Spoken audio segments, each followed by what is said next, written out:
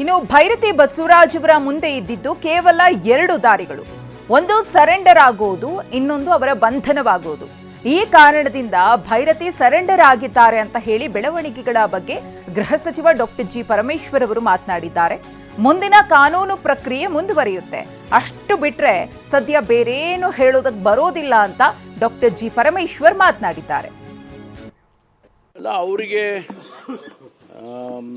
ಸಿಒಡಿನವರು ಅವ್ರ ಮೇಲೆ ಏನು ಕ್ರಮ ತಗೊಳ್ಳೋದಕ್ಕೆ ಪ್ರಯತ್ನ ಮಾಡ್ತಿದ್ರು. ಅವರು ಹೈಕೋರ್ಟಲ್ಲಿ ಸ್ಟೇಗೆ ಅಪ್ಲೈ ಮಾಡಿದರು.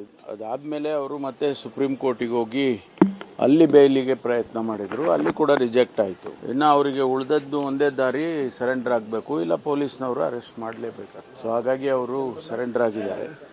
ಮುಂದೆ ಏನು ಕಾನೂನಿನ ಪ್ರಕಾರ ಏನು ಕ್ರಮ ತಗೋಬೇಕು ಅದನ್ನು ಸಿಒಡಿ ಅವರು ತಗೊಳ್ತಾರೆ. ಅಲ್ಲ, ಅವರಿಗೆ ಸಿಒಡಿನವರು ಅವ್ರ ಮೇಲೆ ಏನು ಕ್ರಮ ತಗೊಳ್ಳೋದಕ್ಕೆ ಪ್ರಯತ್ನ ಮಾಡ್ತಿದ್ರು. ಅವರು ಹೈಕೋರ್ಟಲ್ಲಿ ಸ್ಟೇಗೆ ಅಪ್ಲೈ ಮಾಡಿದರು.